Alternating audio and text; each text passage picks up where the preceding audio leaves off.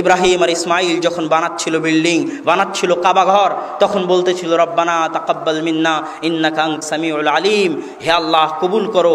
সেই দিন কোনো মানুষ ছিল না, কোনো পশু পাখি ছিল না, কোনো গাছ গাছালি ছিল না, কিন্তু আজকে 1000 বছর পরেও সারা পৃথিবীর সকল মসজিদ, সারা পৃথিবীর সকল মুসলিম সেই কাবা ঘরের দিকে হয়ে সালাত আদায় করে। এর নাম কবুলিয়াত, ইখলাস থাকার কারণে। যখন ইব্রাহিম আলাইহিস সালাতু ওয়াস সালামের স্ত্রী হাজেরা ইসমাইলের পানির জন্য দৌড়াদৌড়ি করতেছিলেন, সেই সাফা মারওয়ার দৌড়াদৌড়ির জায়গাকে আল্লাহ নিদর্শন বানিয়ে দিয়েছেন। ইন্নাস সাফা ওয়াল মারওয়াতা মিন শাআইরিল্লাহ, এমনভাবে নিদর্শন বানিয়েছেন যে পৃথিবীর সর্বশ্রেষ্ঠ মানুষ মুহাম্মদ সাল্লাল্লাহু আলাইহি ওয়াসাল্লাম ওই জায়গাতেই হাজেরার অনুসরণে তার মতো করে সাফা মারওয়া পাহাড়ে সাই করেছেন। এর নাম কবুলিয়াত। তো আমাদের ইলম হাসিলের পিছনে ইখলাস থাকতে হবে। আল্লাহ তুমি আমাদেরকে কবুল করো, আল্লাহুম্মা আমিন। তারপরে 2 নম্বর যেটা জরুরি শর্ত, সেটা হচ্ছে পরিশ্রম। ইমাম মুসলিমের একটা বাক্য দিয়ে শুরু করব, ইন তুতিল ইলমা কুল্লাহ ইউতিকা বাদাহ, তুমি যদি ইলমকে, জ্ঞানকে তোমার সব কিছু দিয়ে দাও। ইয়াহইয়া ইবনে সাঈদ আল কাত্তান, তার পিতা 10 লাখ দিনার তার জন্য ছেড়ে গেছিলেন। তিনি 10 লাখ দিনারের সব কিছুই বই পুস্তক ক্রয় করতে এবং ইলম হাসিলের পিছনে ব্যয় করেছিলেন। এমনকি শেষ পর্যন্ত খাওয়ার জন্য, পরার জন্য কোনো জামা কাপড়, কোনো খাদ্য তার কাছে ছিল না। তো ইমাম মুসলিম বলতেছে, আপনি যদি আপনার সব কিছু ইলমের রাস্তায় দেন, তাহলে ইলম আপনাকে অল্প কিছু দিবে। তাহলে কত পরিশ্রম করতে হবে ইলমের জন্য, এটা আমাদের ভাবতে হবে। দুআউল আবাওয়াইনি ওয়াল মুআল্লিমিন, পিতামাতার দোয়া এবং শিক্ষকদের দোয়া প্রয়োজন। এবার দ্বিতীয় দায়িত্ব আসি, অভিভাবকদের দায়িত্ব কি ইলম অর্জনের জন্য। অভিভাবক মনে করে মদিনা বিশ্ববিদ্যালয়ে পাঠিয়ে দিয়েছি যথেষ্ট, জামিয়া সালাফিয়াতে পাঠিয়ে দিয়েছি যথেষ্ট, পিস স্কুলে পাঠিয়ে দিয়েছি যথেষ্ট। কখনো নহে, অসম্ভব। একজন সন্তানকে যদি আপনি মানুষ করতে চান সঠিকভাবে, তাহলে মনে রাখবেন ওই সন্তানের প্রথম জামিয়া সালাফিয়া, ওই সন্তানের প্রথম মদিনা বিশ্ববিদ্যালয়, ওই সন্তানের প্রথম আজহার বিশ্ববিদ্যালয় তার পিতা এবং তার মাতা। এই পিতা মাতার এই প্রথম স্কুল, প্রথম প্রতিষ্ঠান, প্রথম মদিনা বিশ্ববিদ্যালয়, প্রথম জামিয়া সালাফিয়া যদি ফেল করে, পরবর্তীতে কোনো জামিয়া সালাফিয়া, কোনো মদিনা বিশ্ববিদ্যালয় কাজে আসবে না। এই জন্য পিতা মাতাকে আগে সজাগ হতে হবে। এই সজাগের শুরু বিবাহ থেকে, সঠিক পদ্ধতিতে বিবাহের মাধ্যমে। তারপরে সন্তান যখন পেটে আসে তখন থেকে, সন্তান যখন পেটে আসে তখন সন্তান খাদ্য গ্রহণ করে মায়ের, যে নাড়িটা পরবর্তীতে কেটে দেওয়া হয়, ওই নাড়ি দিয়ে সন্তান খাদ্য গ্রহণ করে মায়ের। মা যদি ওই সময় স্টার জালসা দেখে, জি বাংলা দেখে, যখন সন্তান পেটে আছে, মা যদি ওই সময় অন্যায় কাজ করে, গুনাহের কাজ করে, তাহলে তার প্রভাব ওই সন্তানের উপর পড়বে। ঠিক তেমনি যখন সন্তান মায়ের কোলে আসে, তখন 2.5 বছর যাবৎ মায়ের দুধ পান করে। এই সময়ও যদি মা অন্য কাজে ব্যস্ত থাকে, মা এবং বোনদেরকে উদ্দেশ্য করে বলতেছি, মা যদি স্টার জালসা, জি বাংলা নিয়ে ব্যস্ত থাকে, পড়োশির সাথে ঝগড়া নিয়ে ব্যস্ত থাকে, তাহলে প্রত্যেক কাজের প্রভাব ওই সন্তানের উপর পড়বে। তারপরে 2.5 থেকে 5 বছর পর্যন্ত এই সময়টা একটা সন্তান পিতামাতাকে অনুকরণ করে। আমি এবং আপনি বাংলা বলতে পারতেছি, কোনো বিশ্ববিদ্যালয়ে আমাদের শিখায়নি। পিতামাতার দেখে, নিজের অজান্তে শুধু অনুকরণ করে আমি এবং আপনি বাংলা শিখেছি। ঠিক প্রত্যেক সন্তান এভাবে পিতামাতার অনুকরণ করে। এমন সন্তান যার পিতা তাকে কোনোদিন মসজিদেই নিয়ে যায় না, এমন সন্তান যার মা কোনোদিন নামাজি পড়ে না, সে সন্তান কি ভবিষ্যতে নামাজি হবে? অসম্ভব, কল্পনা করা যায় না। এমন সন্তান, যে সন্তানকে তার মা তার কান্না বন্ধ করায় গানের আওয়াজ দিয়ে, সে সন্তান যদি ভবিষ্যতে লুচ্চা বাটপার না হয় তো কে হবে? এই জিনিসগুলো পিতামাতাকে ভাবতে হবে। এটা হচ্ছে পিতামাতার দায়িত্ব। পিতামাতা 5 বছর পর্যন্ত যখন একজন সন্তানকে সত্যিকার আদর্শ দিয়ে, সত্যিকার দিন দিয়ে জামিয়া সালাফিয়া বা মদিনা বিশ্ববিদ্যালয় বা দেশের যে কোনো প্রতিষ্ঠানে পাঠাবে, তখন সে সন্তান একদিন আলেম হবে ইনশাআল্লাহ। পিতামাতার আরও একটা জরুরি জিম্মেদারি, সেটা কি? সেটা হচ্ছে যে পিতামাতা জোরপূর্বক সন্তানকে মাদ্রাসায় পাঠিয়ে দেয়, কিন্তু সন্তান আলেম হতে চায় না। সন্তানের ভিতরে কোনোদিন পিতামাতা এই আগ্রহ জাগায়নি যে তোমাকে আলেম হতে হবে বাবা। কেন জানেন? সন্তানের মডেল হচ্ছে অন্য কেউ। সন্তান টিভিতে যাকে দেখে তার মতো হতে চায়, সন্তান যার খেলা দেখে তার মতো হতে চায়, যে আমি অমুক প্লেয়ারের মতো হব। সন্তান যার ছবি দেখে তার মতো হতে চায়, তার মডেল অন্য কেউ। আপনি তার সামনে এমন কোনো মডেল ধরিয়ে দিতে পারেননি যেই মডেলের অনুসরণে সে একদিন আলেম হতে চাইবে। এটা আপনার ব্যর্থতা। আপনাকে ধরিয়ে দিতে হবে তার সামনে মডেল, বাবা এই তো শাইখুল ইসলাম ইবনে তাইমিয়া, এই তো শাইখ নাসিরউদ্দিন আলবানী, এই তো আহমদ বিন হাম্বল, এই তো ইমাম বুখারী, তাদের জীবনী তাকে পড়তে দিতে হবে।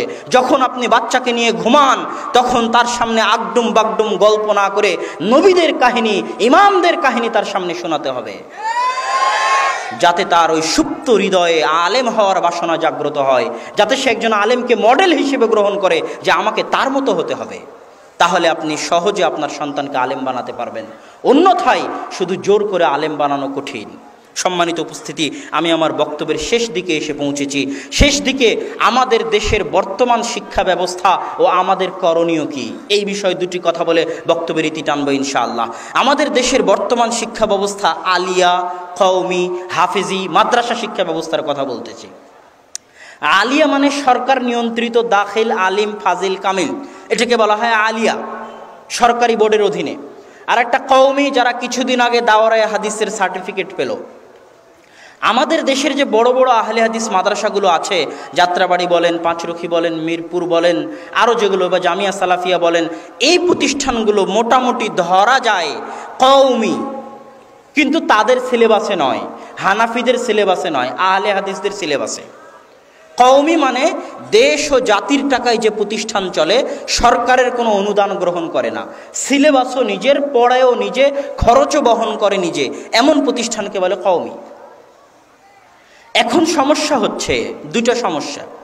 এক নম্বর সমস্যা হচ্ছে যে প্রতিষ্ঠানগুলো আহলে হাদিসদের আছে, আমাদের পিতামাতারা কি মনে করে যে বাপরে বাপ, পিস ইন্টারন্যাশনাল স্কুল, ওখানে এত টাকা দিয়ে ভর্তি করালে খুব ভালো আলেম হবে, বা অমুক ইংলিশ মিডিয়াম স্কুল, সেখানে এত টাকা দিয়ে মাসে হাজার হাজার টাকা নিচ্ছে, সেখানে ভালো আলেম হবে। আপনি কি জানেন ডাক্তার জাকির নায়েকের ছেলে সৌদি আরবের বিশ্ববিদ্যালয়ে পড়ে? তো এই জিনিসটা আপনাকে বুঝতে হবে যে শুধু আরবি বলতে পারলে, শুধু ইংরেজি বলতে পারলে, শুধু বাংলা বলতে পারলে কেউ আলেম হয় না। এই জিনিসটা আমাদের অভিভাবকেরা জানে না, যে শুধু আরবি বলতে পারার নাম আলেম হওয়া নয়, শুধু ইংরেজি বলতে পারার নাম আলেম হওয়া নয়, বরং এমন ছেলে যে আরবি বলতে পারে, ইংরেজি বলতে পারে, বাংলা বলতে পারে, সে আলেমের আইনও হয়নি। আলেম হওয়ার জন্য তাকে যে জবর পেশ ছাড়া আরবি পড়তে পারতে হবে, বুঝতে পারতে হবে, যেটা শিখতে কমসে কম 10 বছর সময় লাগবে একটা মেধাবী ছাত্রের। দ্বিতীয় ধাপ হচ্ছে তাকে উসুলে হাদিস, উসুলে ফিকহ, উসুলে তাফসীর, বালাগাত, মানতিক, ইলমে শরিয়ার যে বিভিন্ন শাখা প্রশাখা আছে, এই শাখা প্রশাখার জ্ঞানগুলো হাসিল করতে হবে, যেগুলো বড় উচ্চ শিক্ষিত আলেমের অধীনে না থাকা ছাড়া, অধীনে না পড়া ছাড়া সম্ভব নয়। এই জিনিসগুলো আমাদের অভিভাবকেরা বুঝে না। তো আমাদেরকে এই জিনিসটা মাথায় রাখতে হবে যে একটা ছাত্র আলেম তখনই হতে পারবে যখন সে আরবিও বলতে পারে, বাংলাও বলতে পারে, ইংরেজি বলতে পারে। এটা প্রথম ধাপ। দ্বিতীয় ধাপ কি? জের জবর পেশ ছাড়া আরবি বুঝতে পারে এবং আরবি অনুবাদ করতে পারে। তৃতীয় ধাপ কি? উসুলে হাদিস, উসুলে ফিকহ, উসুলে তাফসির, বালাগাত, মানতিকের উপর তার ব্যাপক দখল রয়েছে। তখন সে এবার আলেম বলে গণ্য হবে। আর এই রকম আলেম তৈরি করার স্বপ্নই হচ্ছে জামিয়া সালাফিয়ার। জামিয়া সালাফিয়া তার স্বপ্নে কতদূর সফল বা কতদূর সফল হবে সেটা আল্লাহ সুবহানাহু ওয়া তাআলা ভালো জানে। কিন্তু আমরা বিশ্বাস করি যে একদিন আসবে ইনশাআল্লাহ, জামিয়া সালাফিয়া পৃথিবীর বুকে মারকাজুল উলুম, জ্ঞানের কেন্দ্র বলে বিবেচিত হবে ইনশাআল্লাহ। আমরা যখন মাঝে মাঝে বাসায় বসি, গল্প করি, পরিকল্পনা করি, আমি থাকি, আব্দুর রহমান তো আজকে নাই, আব্দুর রহমান আছে, ভারতের আহলে হাদিসদের সবচেয়ে যেটা বড় প্রতিষ্ঠান জামিয়া সালাফিয়া বানারস, যেই জামিয়া সালাফিয়ার কারণে এটার নাম জামিয়া সালাফিয়া রাখা হয়েছে। সেই জামিয়া সালাফিয়া আব্দুর রহমান এবার দাওরা শেষ করতেছে। আব্দুর রহিম আছে মিশরের সবচেয়ে বড় বিশ্ববিদ্যালয় এবং মুসলিমদের সবচেয়ে পুরাতন বিশ্ববিদ্যালয় আজহার বিশ্ববিদ্যালয়। আর আমারও হালকা অভিজ্ঞতা আছে দারুল উলুম দেওবন্দে দাওরায়ে হাদিস পড়ার। এখন মদিনা বিশ্ববিদ্যালয়ে আল্লাহ আমাকে তৌফিক দিয়েছে অনার্স শেষ করে মাস্টার্সে পড়ার। তো আমরা মাঝে মাঝে যখন পরিকল্পনা করি তখন ভাবি যে এই সব বিশ্ববিদ্যালয়ের অভিজ্ঞতাগুলোকে জমা করে, পৃথিবীর এই শ্রেষ্ঠ বিশ্ববিদ্যালয়ের অভিজ্ঞতাগুলোকে জমা করে আগামী 5, 10, 15 বছরের মধ্যে এই জামিয়া সালাফিয়াকে পৃথিবীর একটা উন্নত শিক্ষা প্রতিষ্ঠানে পরিণত করতে হবে। আল্লাহ তুমি কবুল করো, আল্লাহ। মাঝে মাঝে মাঝে মাঝে কষ্ট হয় কি জানেন, যখন মদিনায় পড়ি তখন কষ্ট হয়, খুব কষ্ট হয়। কি কষ্ট হয়? এক নাম্বার কষ্ট হচ্ছে, যে বই দেখি প্রথম ছাপা হয়েছে আল জারহ ওয়াত তা'দীল ইবনে আবি হাতেম, আপনারা বুঝবেন না, এগুলো জারহ তা'দীলের বড় বই। তাকরিবুত তাহজিব, তাহজিবুত তাহজিব, তাহজিবুল কামাল, মিজানুল ইতিদাল, লিসানুল মিজান, প্রথম কোথায় ছাপা হয়েছে? প্রথম ভারতে ছাপা হয়েছে, পাকিস্তানে ছাপা হয়েছে, প্রথম কোথায় ছাপা হয়েছে? লেবাননে ছাপা হয়েছে, মিশরে ছাপা হয়েছে। এই বইটার পাণ্ডুলিপি কোথায় পাওয়া যায়? সৌদির উমুক লাইব্রেরিতে পাওয়া যায়। আফসোস হয় যে একটা বারের জন্য বাংলাদেশের নাম পাওয়া যায় না, খুব কষ্ট হয় একজন বাংলাদেশি হিসেবে। এবং যখন দেখি যে ঘরে আমি বসে পড়তেছি সেই ঘরে যে ঘরটা পরিষ্কার করার জন্য আসতেছে লেবার, সে আমার বাংলাদেশি ভাই। ইলমি জগতে, পৃথিবীর সামনে ইলমি জগতে বাংলাদেশের কোনো অবদান যখন চোখে পড়ে না, তখন খুব কষ্ট হয়। আল্লাহ সুবহানাহু ওয়া তাআলার সন্তুষ্টির জন্য তো অবশ্যই, কিন্তু দ্বিতীয়ত আমি চাই যেন এই জামিয়া সালাফিয়ার মাধ্যমে আল্লাহ সুবহানাহু ওয়া তাআলা বাংলাদেশকে মুসলিম বিশ্বের ইলমি জগতে পরিচিত করার তৌফিক দান করেন, আল্লাহুম্মা আমিন। অনেক পরিকল্পনা আছে, সেই পরিকল্পনাগুলো বলতে চাচ্ছি না, আপনাদের নিকটে শুধু দোয়া চাচ্ছি যে আল্লাহ সুবহানাহু ওয়া তাআলা যখন আমাদেরকে পড়াশোনা শেষ করে ফিরে আসার তৌফিক দিবে, তখন যেন আল্লাহ সুবহানাহু ওয়া তাআলা এগুলোকে দেশের এবং পৃথিবীর উন্নত শিক্ষা প্রতিষ্ঠানে পরিণত করার তৌফিক দান করেন, আল্লাহুম্মা আমিন। দাওয়াতি মাঠেও আমাদের অনেক পরিকল্পনা আছে, সেগুলো সময় সাপেক্ষে আপনাদের সামনে পেশ করব। যে জামিয়া সালাফিয়ার অধীনে সারা বাংলাদেশে দাওয়াতি কাজ আমরা চালাতে চাই, কোনো সংগঠন ছাড়াই, কোনো দল ছাড়াই, ইনশাআল্লাহ। এবং বিশ্বাস করি একদিন সফল হব ইনশাআল্লাহ। তো এই দাওয়াতি কাজ করার ক্ষেত্রে দেখেছি নবী রাসূলগণ কি করতেন। রাসূল সাল্লাল্লাহু আলাইহি ওয়াসাল্লাম মুআয বিন জাবালকে বলেন, মুআয বিন জাবাল ইয়েমেনে যাও, দাওয়াতি কাজ করো। আবু হুরায়রা বলেন, আবু হুরায়রা বাহরাইনে যাও, দাওয়াতি কাজ করো। এবং সেই যুগ থেকে নিয়ে রাসূলের তাবেঈন সাহাবীদের যুগ পর্যন্ত দাওয়াতি কাজের মূল কেন্দ্র ছিল মসজিদ।